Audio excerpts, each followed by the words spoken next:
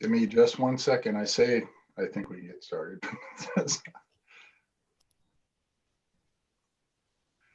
Okay, well, it's good to see everyone again. Welcome to the third Sea Level Rise Joint Administrative Committee.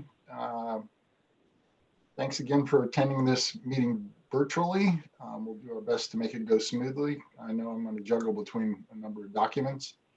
I am Eric Christensen, the Water Resources Director with the City of Olympia Public Works. There's various staff here from the other jurisdictions too, and I'll have them each introduce themselves during a roll call. I'll facilitate tonight's meeting again. I'd first like to have roll call for the record. I'll prompt each of you and then ask you to state your names and title. I'll start with Board Member Komet. All right, this is Pete Komet, and I'm here representing Lot this evening.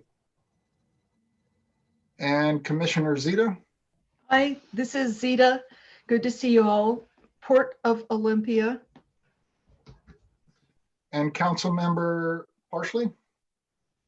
Lisa Parsley, representing the City of Olympia. And Council Member Madrone. Hi, I'm Danny Madrone. I'm the alternate from the City of Olympia. And I'd also like to introduce Chairman Chris Peters. I see that he's here. Oh, there he is. Chairman Chris Peters from the Squaxin Island Tribe, if you want to say something to introduce yourself. Hi everybody, Chris Peters, as Danny stated, and I am the newly elected chairman of the Squaxin Island Tribe. Thanks for having me on this evening. Look forward to being involved. Thank you. And thank you, Chris. Lisa? Hi, Lisa Dennis Perez, Environmental Planning and Communications Director for Lot Clean Water Alliance. And Joanne? Hi, I'm Joanne Lind, Public Communications Manager for Lot Clean Water Alliance. And Rachel? I'll unmute myself. Rachel Jameson, Planning, Public Works, and Environmental Director at the Port of Olympia. And Susan? Susan Clark, Engineering and Planning Supervisor with the City of Olympia. And Lindsay? I'm Lindsay Marquez, City of Olympia Water Resources. Okay, thank you all. Our business tonight is to again review the next draft of the Interlocal Agreement and draft bylaws, and then discuss the FEMA Flood Mitigation Assistance application. We don't have anyone signed up for public comment, so we won't need to do that. But before I move on, I'd just like to welcome Chair Peters and ask you if there's anything you'd like to say to us. Thank you. No, this being my first meeting, I just appreciate being here today and listening in and being involved in the conversation. So. Okay, well, thank you for being here. Absolutely. Hopefully this will be a pretty short meeting and you'll be able to get on to other things this evening. I'll start out with the draft interlocal agreement. Before I open the actual document, I just want to let you know that the key revisions were based on what we heard at the last meeting. We changed the name of the partnership to the Olympia Sea Level Rise Response Collaborative. We added the purpose of supporting regional climate change mitigation efforts throughout the document. Just to note that this assumes that the collaborative would not be the lead nor have a financial role in climate change efforts, however. We changed the term other staff cross-agency work teams to technical work group. That was an oversight. We eliminated the term tribes and referenced the Squaxin Island tribe to be an invitee. And we verified the consistent use of member and representative as well as full member throughout the document. Just to remind you, you are the representatives and your jurisdictions are the members. I'll open the interlocal agreement and we can go through it now.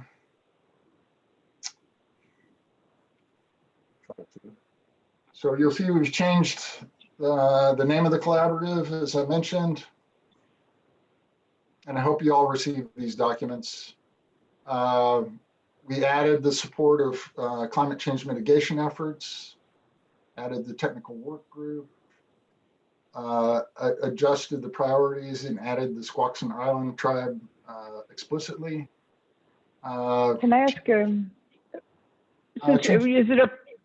I just ask, since we're here, are we doing may be invited or will be invited? I think that will be invited is the intent. There may be other entities to be invited too, though. Well, it says maybe, that's all I'm asking. Oh, I see what you're saying. Would you like to change that? I'd like to, well, I'm open. I'd like to hear what the other members feel. Well, it appears to go beyond it has some other sort of general quasi-governmental entities and nonprofits organizations. So I think the word may is still appropriate.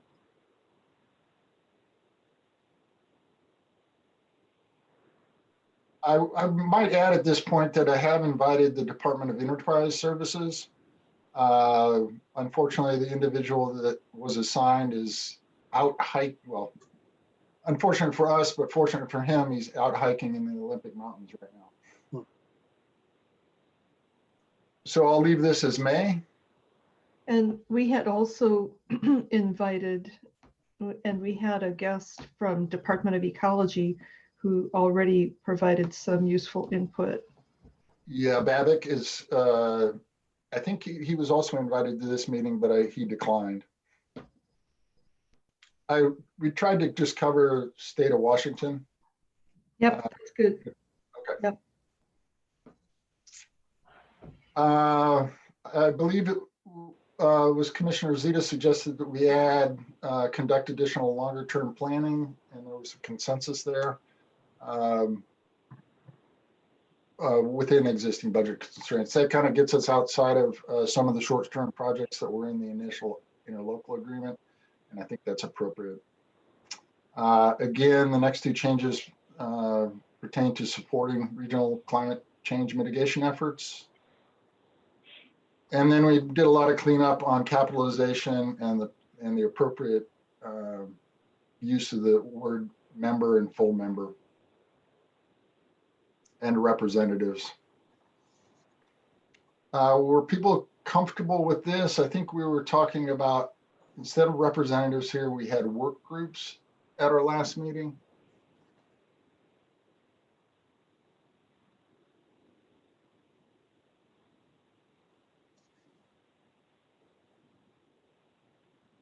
I think the whole thing looks good. I think you did great. Yeah, me too.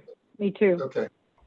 And I don't think everything below this, as I'll get back to the presentation here, everything below this is standard boilerplate language, sections 4 through 11. It's used in all of our interlocal agreements. We haven't made any changes to these sections other than to confirm the consistent use of the term member, and I think full member. We plan to leave these sections to the various attorneys for their review. I thought I would mention, Commissioner Zeta, I know you reached out to the Thurston Regional Planning Commission to inquire about administrative support before I move on from the interlocal agreement. We can consider that if you all feel it is appropriate, but to facilitate the execution of this agreement, we can develop that contract at a later date.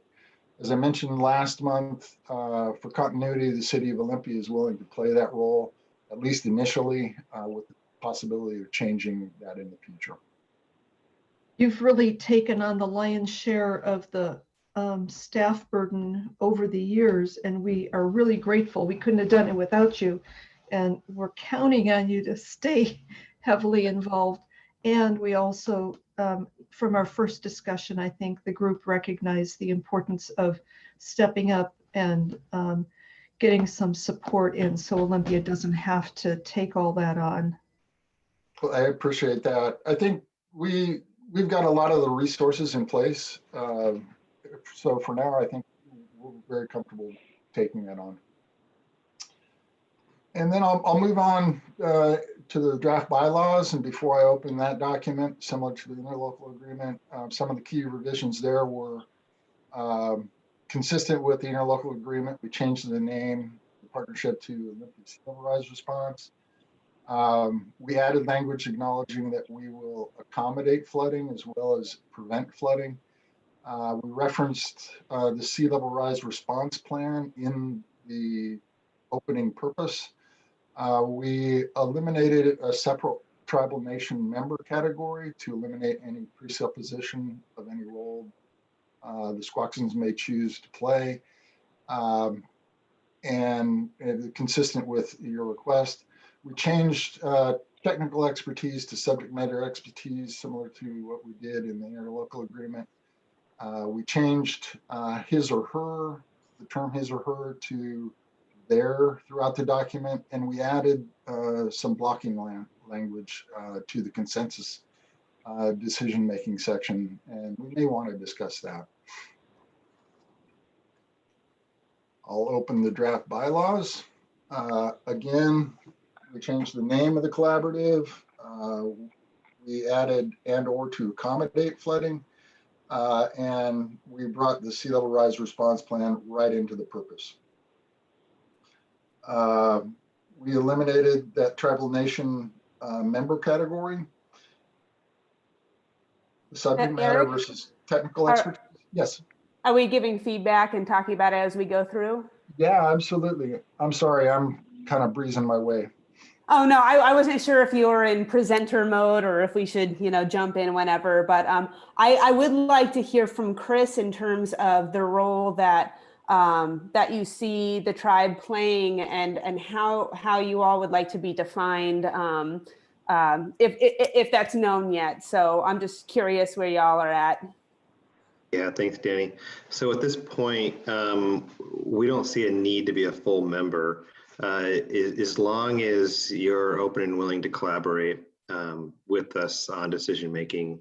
And I think just me being at the meeting is a huge step in the right direction. And so that I'm aware of what's going on. If there's as long as you don't mind if I pipe in and give an opinion here and there, and then if I need to, I can bring anything back to the tribe for decision making from the tribe standpoint. I don't want to speak for the tribe just by myself, and so any decisions that come out of here that we might object to, I'll take back. We'll speak as a council, and then we'll come back to you. So we're going to refrain from being actual members at this point. We're grateful to have you here and grateful for any input you choose to offer. Great, thank you, Commissioner. Thank you. Can I follow up on a question from Danny? So far from what you've seen, are you okay with our reference and how we're referencing Squaxin tribe at this point? Yeah, any language changes or right. fine? Yeah, thank you, Commissioner Parsley. I appreciate that. I am absolutely good with it. I think it was very appropriate. I appreciate the invite. I appreciate you spelling out Squaxin on there specifically. Just being the location there in the land of the Stay-Chest clan. And so I think it's perfectly appropriate and I appreciate it. Thank you.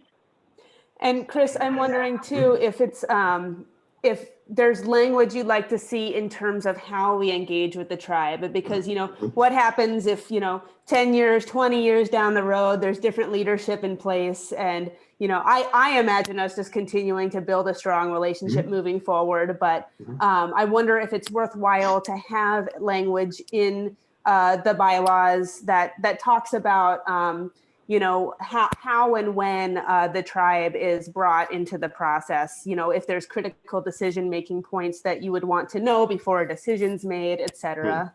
Right. That's a really good question and something I'm going to need to think about because one, we feel very strongly those waterways are are historic to us and they're sacred to us. And so it's very important. Two, we also believe the work you're doing is incredibly valid and important as well, and honorable. And so we don't want to get in the way of any progress that you're making as well. And so I want to be super careful about how we do that. I think it's a good idea. We may want to create some sort of memorandum, but at this point, we're going to hold off and just kind of see how things go. And then if we start to see a need, then maybe I'll propose something to you all. So Great, awesome. Thank you. thank you. And thank you all. I scrolled ahead to the end just to bring to everyone's attention that the bylaws can be amended at any time if we find that different language is necessary to accommodate different circumstances. So we will have that ability in this document. I'll go back to where we were.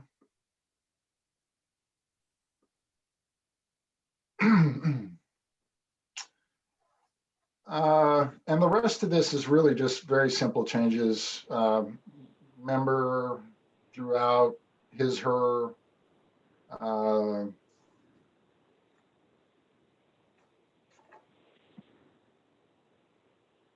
we eliminated special meeting. We assume this applies to any meeting. The one thing that I did think we may want to talk about, Councilmember Madrone had suggested some blocking language in this consensus building, or consensus decision-making section. I don't know if this was the appropriate language or if it was necessary at all. I couldn't gather from the recording. Yeah, and that was just a suggestion I had based on my, past experience as an Olympia Food Co-op board member, where they run on consensus. So, I'm not attached to anything. I just wanted to put it out there. Sometimes, when you're operating on consensus, not everybody necessarily agrees, but the person in disagreement doesn't feel strongly enough, or, the member that they're representing in this case doesn't feel strongly enough to stop it from going forward, but they still want to state their case as to why they're not in full agreement. Yeah. I kind of feel that it's already clear without that sentence, but if you want to include it, that's fine. Yeah, doesn't the previous two sentences really encompass that concept already?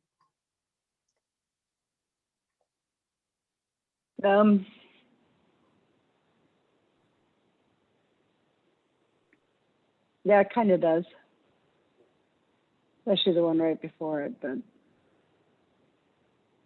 the second one before it. Right. Okay, I'll strike it then. That's acceptable. Yeah, I'm fine either way, but I think it's already stated. Yeah. Okay. I'm saying fine either way. Okay, I will strike it then. And at board member Kmet's request, we added as a second bullet to consult with each member's governing bodies before taking a vote. Gives us a chance to step back and breathe. I think that's a good addition.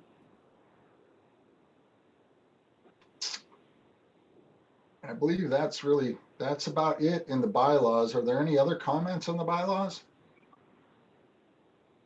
I see that and I realize how much Great, work we Eric. did the last meeting.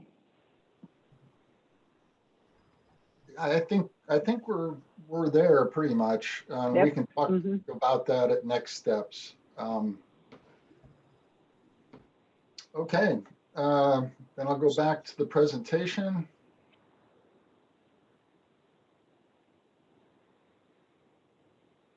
As you're aware, we submitted a pre-application for a $450,000 grant with a $150,000 match. Point of order, Eric. Yes, sir. Do you want a motion to approve of the bylaws and agreement? Yes, I was going to ask for that. I was going to wait until the next step slide. But if you'd like to do that now, It appears there's no further significant revision. It appears to be pretty straightforward, and staff can make these minor changes. And with your decision or direction to move ahead to various legal reviews for approval as to form, we'll do so. Will you provide us with that direction or take a motion to do so? Well, I'm So trying to moved. think what you're asking is that really this still needs to undergo legal review then, as I understand. Yes, it hasn't been to any of our attorneys. Okay, So you want direction to send it, do the final changes and then send it to legal review? Yes, and then when we get consensus there, we'd bring it to each jurisdiction's governing body. For Right. Pete, do you want to motion that? I'll try. So I would move that both the interlocal agreement and the draft bylaws as amended this evening be forwarded to legal staff for review. Second.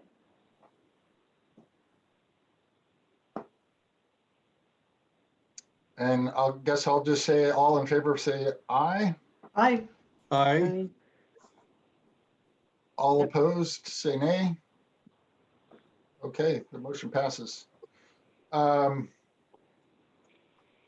I'll move on to the hazard mitigation assistance application.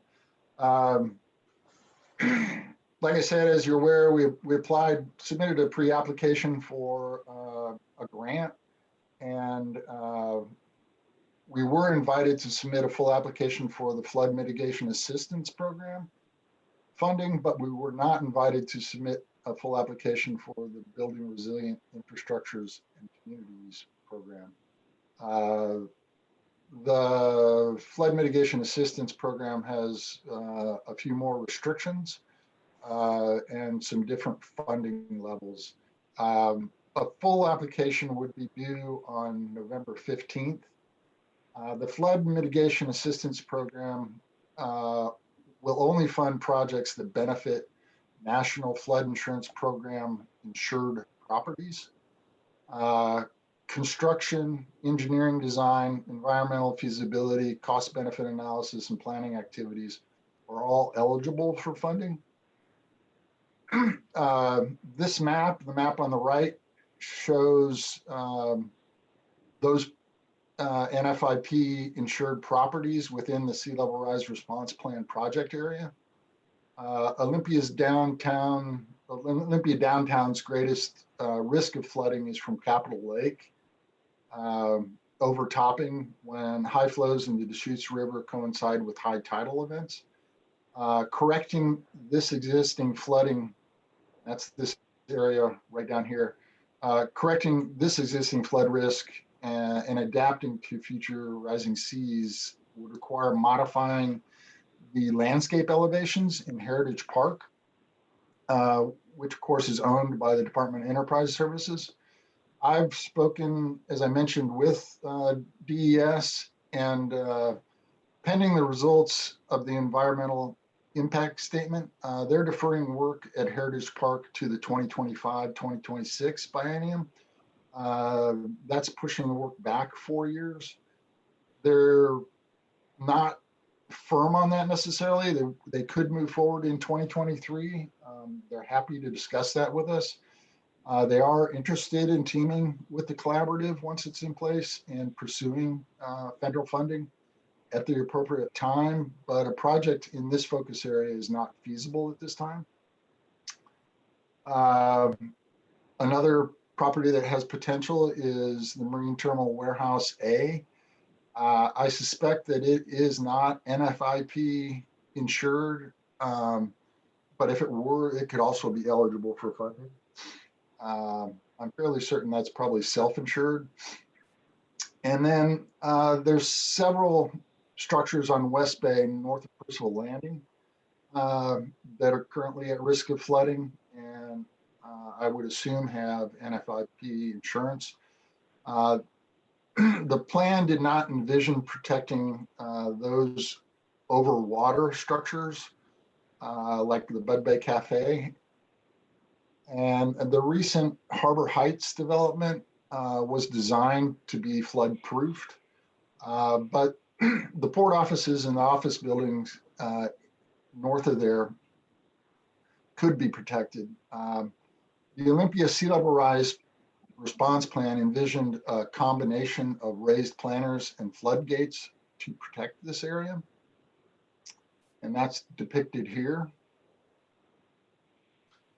At this time, West Bay would be the most feasible project to pursue funding for, and that would be for design of the raised planters and floodgates along Columbia Street. I feel in order to do so, however, we would need to do some public outreach. It will involve impacts to those waterward properties and tenants in terms of their access and some of the parking areas. I have corresponded with the Hazard Mitigation Assistance Program staff, specifically David Spicer, to confirm my assumptions and interpretations of the funding guidance. The application process is fairly rigorous. It involves about 15 forms, I believe, and requires an engineer's estimate and a cost benefit analysis. Without a consultant on board to develop a scope and cost estimate and cost benefit analysis at this time, that would be very difficult to achieve by November 15th, which is the application deadline. An application would also require the city council's approval and likely if funding is going to come from lot and the port, the lot boards and port commissions approvals.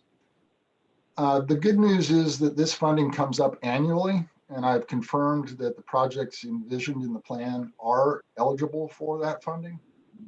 At this time, however, I recommend that we get better prepared and submit a strong, or at least a stronger application in the 2021 funding cycle. So that makes sense, Eric. If we can apply for planning grants, that would be really useful. I have a question and I have some information relevant to this item. Is this an okay time to share that? Absolutely. Okay, so the information is that the Port Commission has agreed with staff that we are looking at moving to a new building in the next year or two, moving the offices for financial reasons. So Do you have a place picked out? not yet, nope. And so that's the information. The question is whether these FEMA grants can apply to stormwater outlets. That was identified as a big vulnerability in the sea level rise plan. And if we could, I think we absolutely need to do something about those.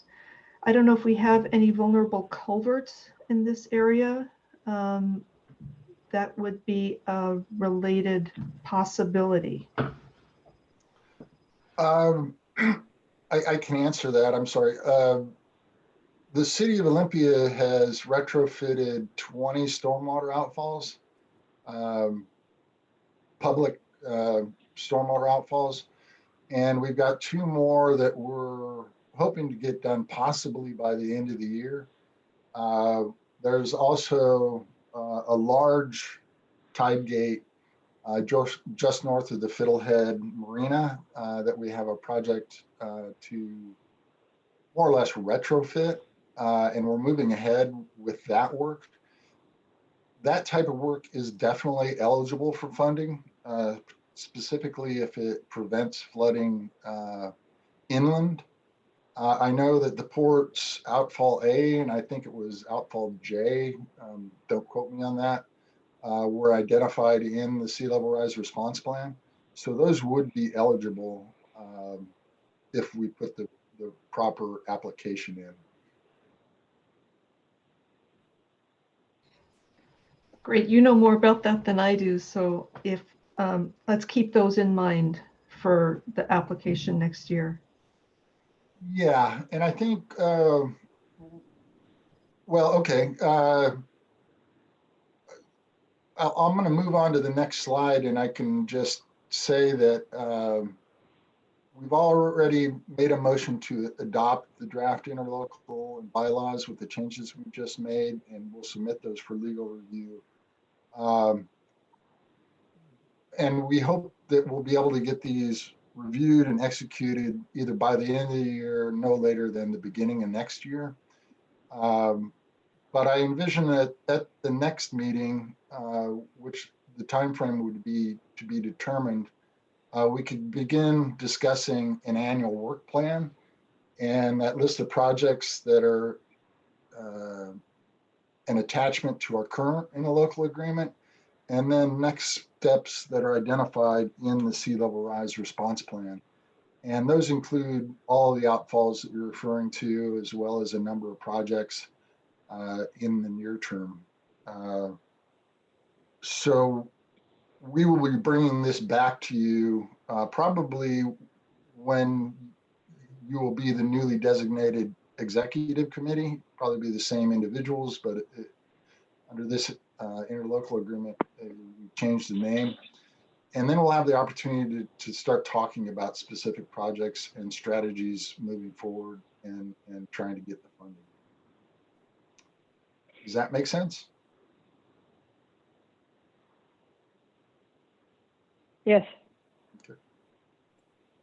Yeah, so if I understand what you're saying is, at this point anyway, we should probably hold off on any application, grant application, until we get a little deeper into this. I'm recommending that we not submit a full application in November. I don't feel we'll be able to put together a strong enough application to really qualify for funding. We might be able to get a cost estimate and a scope together, but I think a cost benefit analysis, it requires a review of options, which we just don't have. And we don't have a consultant on board to do that. We don't have the engineering staff in-house to do that at this time either. So I'm recommending that we defer that application for next year's funding cycle. It should be a similar monetary value and similar guidelines. So just a clarification from your map, are you saying those are the only buildings in downtown that have got FEMA insurance? Yes, those are the only properties located within the existing floodplain or flood zone. So even though the vast majority of the peninsula could eventually be subject to flooding, none of those buildings or even the lot facilities have FEMA coverage at this point? That would be my assumption. Unless you don't get flood insurance unless you're in a flood zone. FEMA will only insure those that are within existing flood zones. They will, of course, and they encourage us to look at future flooding scenarios and climate change when we make application and create projects. So this is the current flood zone, and I think maybe I cut that, no, here. And then here's a map of the flood zone at 12 inches of sea level rise. So you can see it significantly changes. The terrain in downtown is extremely flat. It looks like a lot is in that scenario potentially within the floodplain. Lisa, do you know if you've looked into that? And I don't know about the insurance question. but it would be, but that's a future scenario. That's not a current flood zone that FEMA provides funding for. Can we just check in with Rachel, port staff? What do you know about the ports, if the port has FEMA insurance? Zita, I am not certain. I have taken a note to ask Jerry, who manages all of our insurance. So I will get back to you. I would like to note that the program that we did qualify for, and that's the Flood Mitigation Assistance Program, does have the criteria that whatever projects are constructed or designed are benefit the National Flood Insurance Program insured properties. And currently, these are the only properties that could be eligible. I hope that answers your question, board member. So is that on some kind of database that you looked up then? We've got geodatabases and shape files that we use through ArcMap that generated all of these maps, including the future scenarios like this. Huh. This is based on extremely accurate LiDAR data that was flown with this work specifically in mind. It's accurate to within 1/10 of a foot. Right. So Eric, I have a slightly different question. The FEMA grant opportunity that we didn't qualify for, the one for sea level rise planning, do you think there's a possibility we could qualify for that one next year with more work? Because I think that's really more what we need.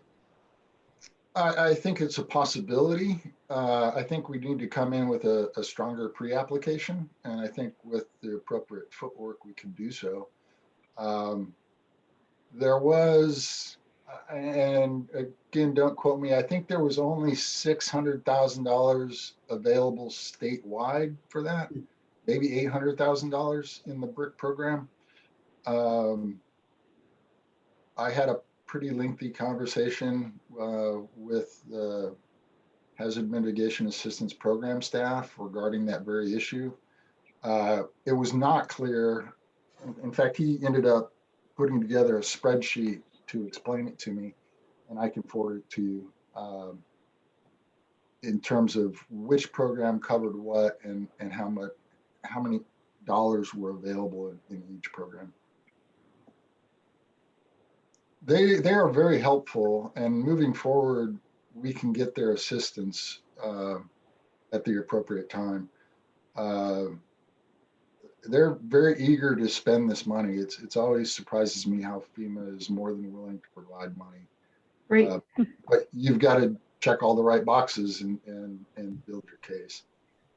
So it sounds like part of that assistance might be helping us identify the right grant program for our needs that we qualify well for.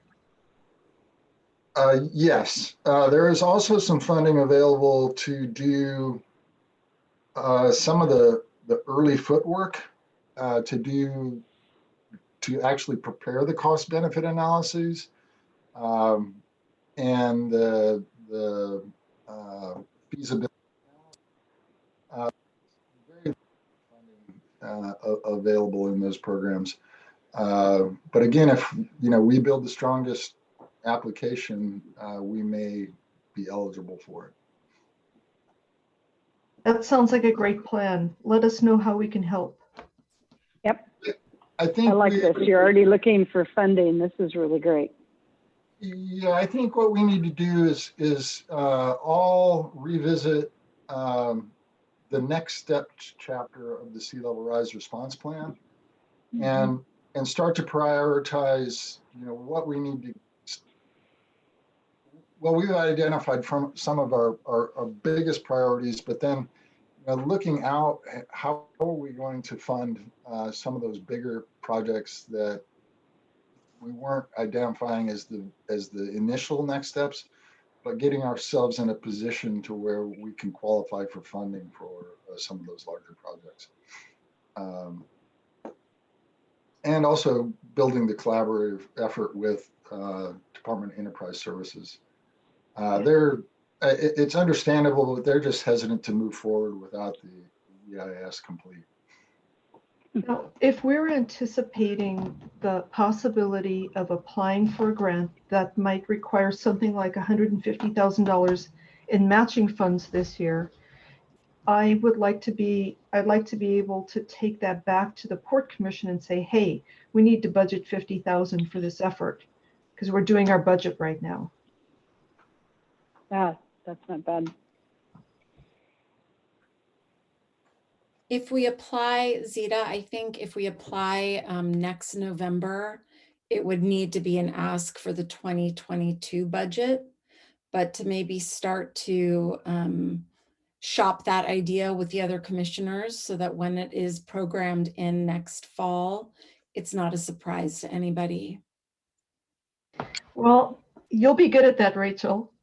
I'll try. And I'll that bring is this to Finance Committee tomorrow night, because while we're working on 2021, forecasting out to 2022 is not a bad idea. and that would be the appropriate,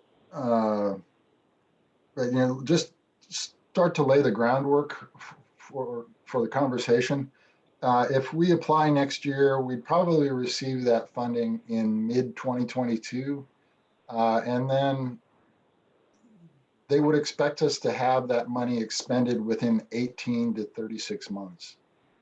It can be extended, but their initial ask is that the work be done within 3 years. And there's also 60,000 that each jurisdiction is being asked to pony up for the DES work for next year. So that's good. That's good that it's a year later. Yeah.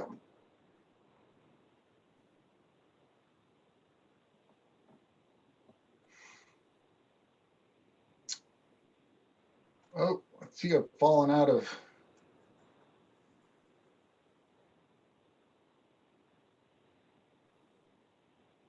Done it again.